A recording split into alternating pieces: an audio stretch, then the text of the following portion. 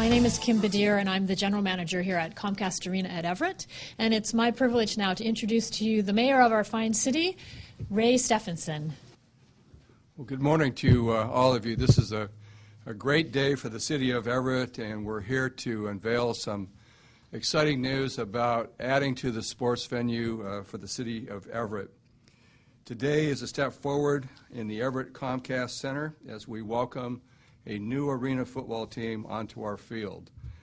First, I'd like to recognize the Public Facility District board members, and Tom Gaffney, Mark Olson are here. Thank you for being here and serving our community so very well, and also for considering and bringing this opportunity to the city. What a great venue. The Raptor leadership, I want to thank you for all your efforts to get to this point. And I know you've worked very hard on this partnership, and I want to thank you for believing in Everett as we do. The Raptor football team will provide more opportunities for our community to enjoy sports right here in Everett. Our hockey, lacrosse, and baseball teams have made a name for themselves in Everett, each with a solid fan base, and we know that that will happen with the Raptors as well. Arena football is a great concept. Now sports fans from around the region can look forward to a fun, fast-paced game, all from a great seat in this arena. I want to thank the Raptors owners and management for your investment in Everett. We're looking forward to a very successful environment to benefit this new team, our community, and the local economic base. It's my great pleasure to introduce the owner, Tom Dowling. Thank you very much. We're glad to be here in Everett. We look forward to a very exciting season. We have some incredible staff that is bringing in some great talent. And without further ado, I'd like to introduce my general manager, Mike Berry.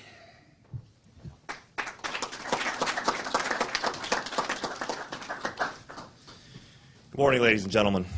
This has been quite a journey for us to get here, and we are very excited to be a part of the community that Everett brings. When we started out, Northwest Pro Sports, Tom Dowling and I, when we met down south and a different venue in Kent, where Tom found a passion of the game of indoor football.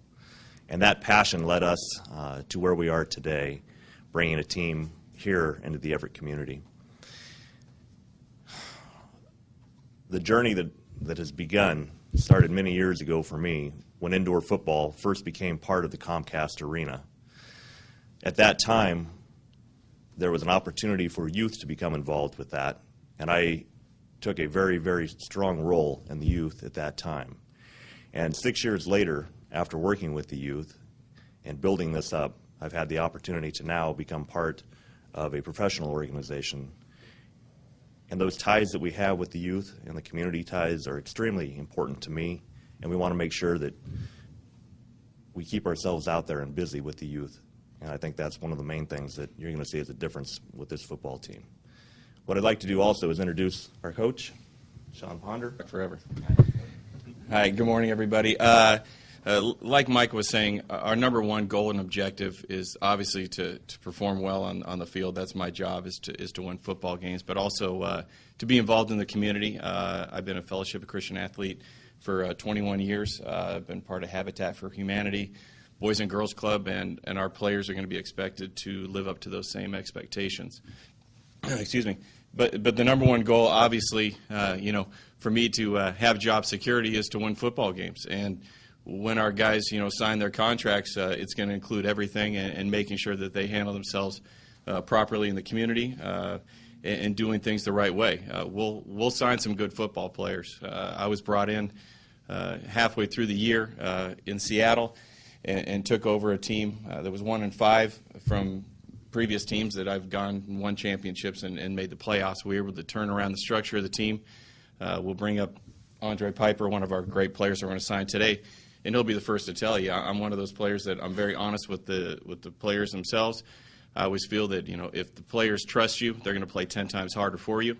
They always know I've got their back, and I lead them in the right direction and try to get them to play at a higher level than they're actually capable of playing or have played in the past.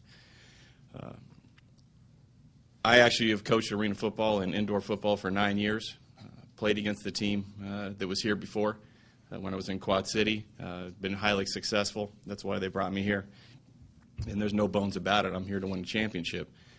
But the number one thing that I found out is exploring the city of Everett is the Stealth and the Silvertips sure set the bar pretty darn high coming in that first year. I mean, they won the championship both years they came in. So our expectations are going to try to do the same thing and do things the right way and do it very professional. So without further ado, I guess I'll introduce the coaches. My two coaches who are here, they don't talk very much. They kind of sit in the corner, which is great because I do a lot of the talking anyways.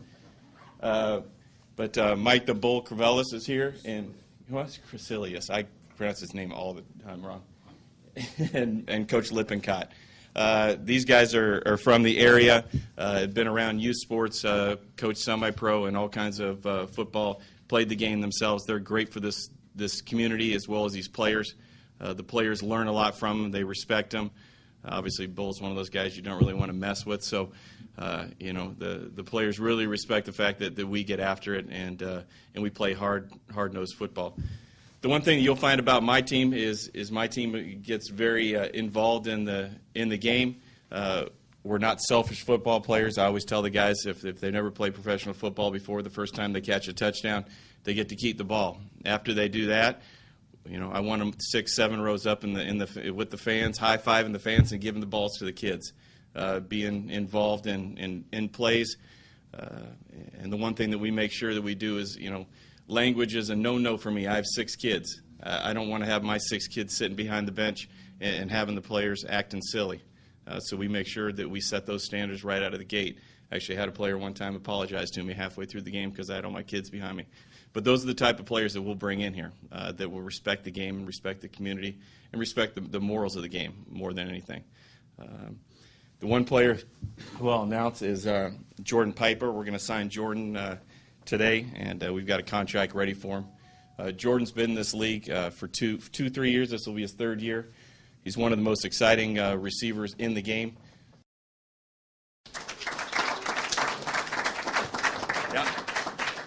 How you guys doing today?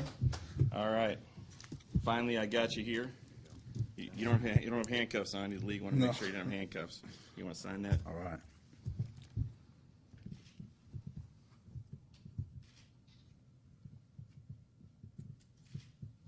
All right. Now you can cut your hair.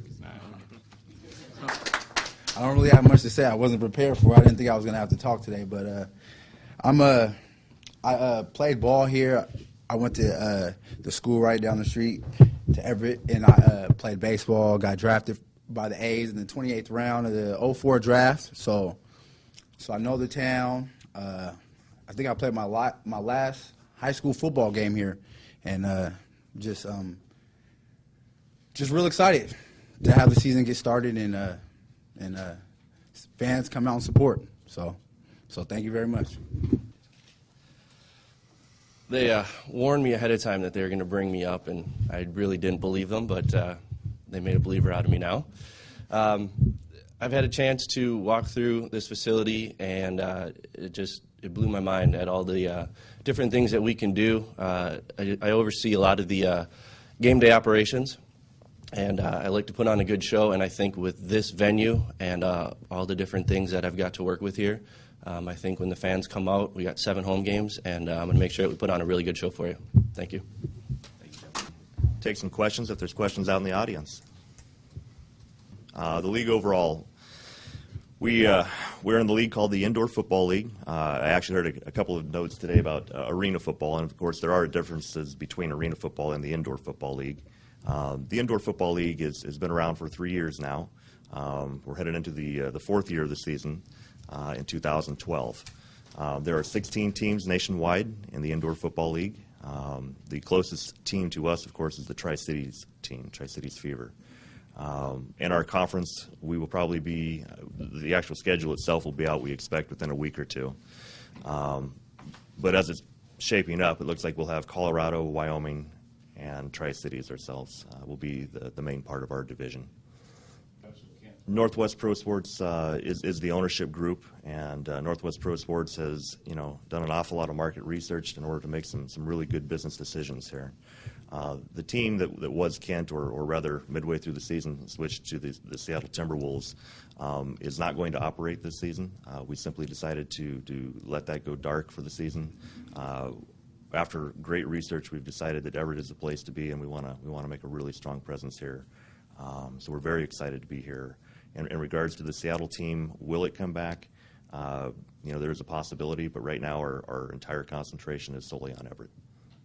Do you then consider yourself an expansion team or a relocated team, or how would you express It would basically be an expansion. The Everett team is brand new to the market, and in regards to the team itself and coaches and everything, the ownership group is the same. It is Northwest Pro Sports. Coach Ponder was our head coach of the Seattle Timberwolves. I was very fortunate. I feel very fortunate to have found Coach Ponder and brought him out. A lot of strong beliefs in his ability. And we saw that last year, and that's why we have him under contract to be here.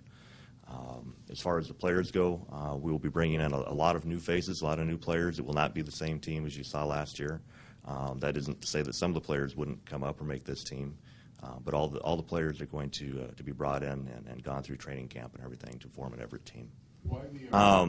Everett, starting with an E, the quickest version of this I can give you is, we started looking at animal names for E. We came to Eagles.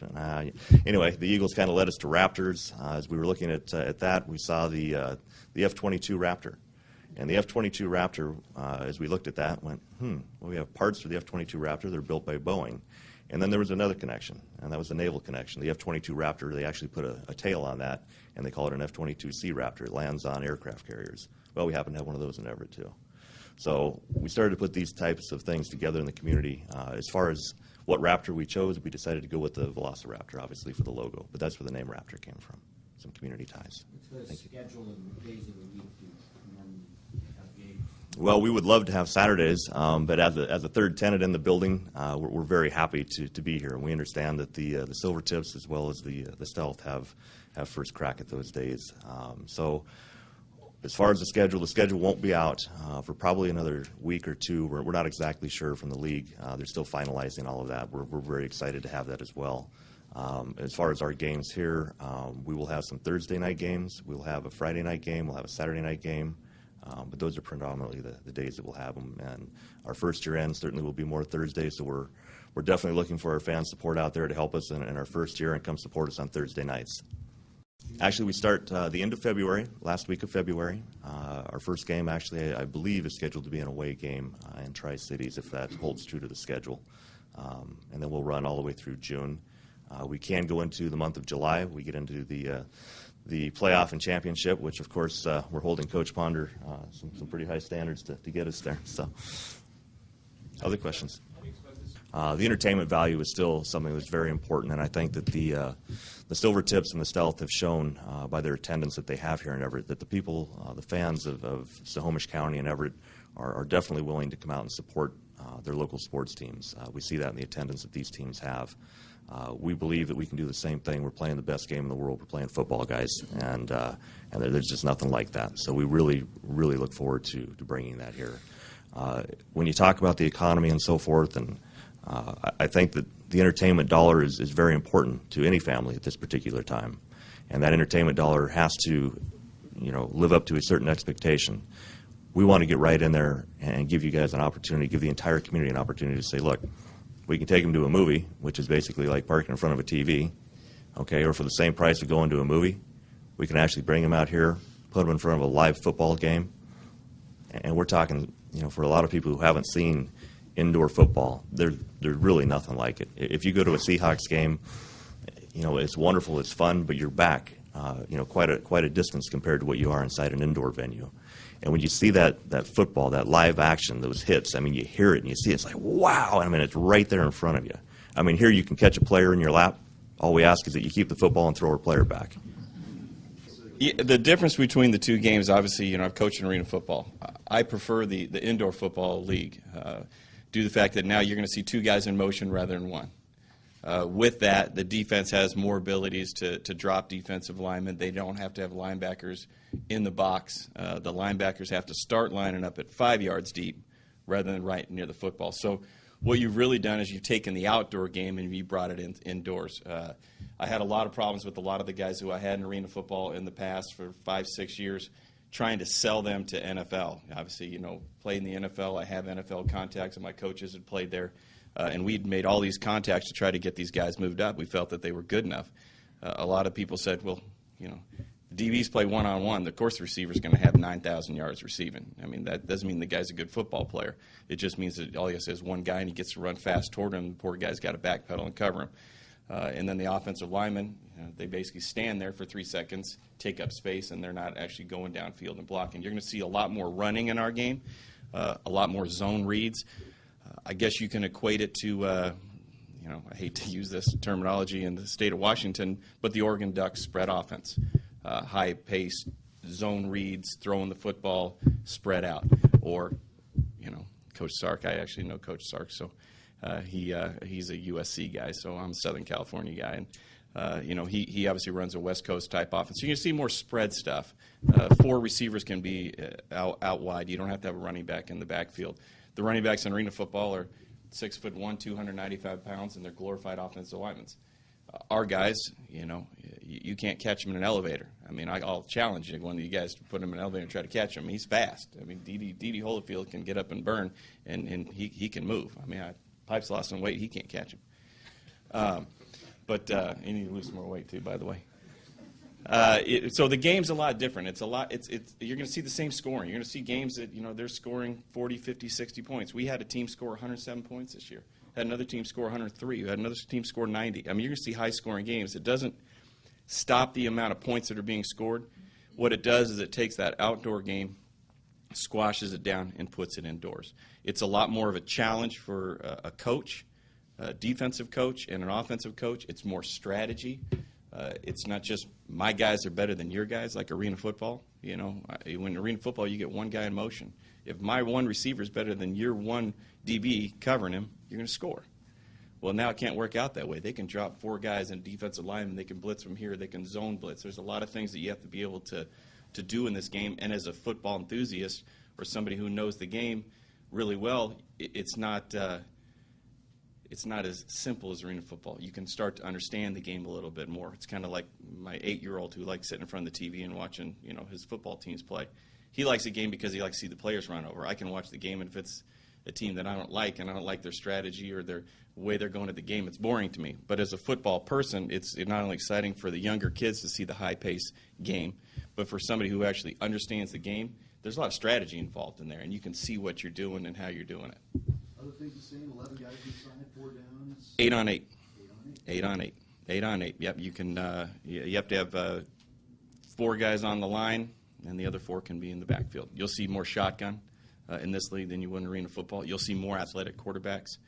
We were hoping to have our quarterback here and get him signed. Hopefully we can get that done pretty soon, too. He's one of the most electrifying players in the league. So, you're going to see a different caliber. He's not just going to be a drop-back quarterback. He's going to be a guy who's 6'2", 6'3", runs a 4.4, can get up and make a 35-yard run for a touchdown, and real athletic players. But the offensive linemen are the same. Now, we don't have to play both sides of the ball. Offensive linemen don't have to play defensive line. Success is from my standpoint, it's done in wins and losses, and it's also done with what you're able to do in the community. I'll be the first one to tell you that I'm probably about as competitive as anybody out there. I don't like to lose. But I would take a team that would go 500 every single year, that the community supported, and you're actually giving back to the community, and the community felt like it was their team. And I think that's really the mix that you've got to have. You can win every single football game but have no connection with the community, and the community doesn't feel like it's theirs. That's what we want to do, is be part of the community. And there's baby steps, and we can't just jump in and say, here we are. We've got to take those steps, and we've got to make the first steps, which going out and talking with the kids, being involved in all the charity events in the community. And then the kids start showing up. They start to get their favorite players. When their favorite player has a You know, when they have a birthday party, our players will be at the birthday party if the parent wants to call us up and email Jim. We do that. You know, we'll go out and read to kids. We had all our players driving all the way up to Seattle, 35 minutes, paying for their gas to make sure that they were able to read in front of 14, 16 kids that had some learning disabilities. Those weren't our main fan base, but it's that over time, we're not looking for handouts. We're not looking for anything special. We're just looking to be part of the community. I think that's the entertainment, and I think that's the connection that you make to the community, and that's what makes you successful. There's no protective territories. Every player in this league signs, like Jordan signed a one-year contract. Every player is under a one-year deal. So after that year's up, the players become restricted free agents. You know, the team still owns somewhat of their rights for the next year, but they can sign with another team. And there's obviously trades and negotiations made the same way as any other league. So there's no territorial. As far as players, we'll have players from all over the United States. We'll have players from Canada. And some CFL players. We'll have ex-NFL players, maybe some current NFL players that they keep losing to some of their teams, and they might get released. And we'll have some Division I players, and we'll have Division III NAIA players. And I'll look nationwide. There are tryouts all over the place. You know, as a coach and being in this league as long as I have quite a few connections with a lot of agents who are NFL agents, CFL agents, as well as we will have a few tryouts. And I'll tell you this about tryouts. I'm a firm believer, and I think that's why the ownership and I get along really well, is we're kind of under the same beliefs. We will have tryouts here. But if I sign 15 receivers and I already have my receiving core, there's no way I'm going to take $35 from a guy when I already have my receiving core. We'll make sure that we announce that we've got our receiver signed, we're looking for DBs. We've got our offensive linemen, we're looking for defensive linemen. So, you know, as we get going into the process, if we have tryouts, I mean, the players are going to know what we're looking for, and we're going to make sure we do things the right way, because it's not a big cash call for us to do a tryout. I mean, in the end of a tryout, the ownership's not going to make a whole lot of money anyway, so let's not try to, I mean, we would probably do it around middle to, you know, late November, maybe January, depending on where those needs are for us, and we'll kind of figure out where those are at as a staff. And I think they're sick of hearing from me. Coach says he can talk. Any other questions? If not, thank you very much, ladies and gentlemen. We appreciate you being here and welcoming us into the community of Everett.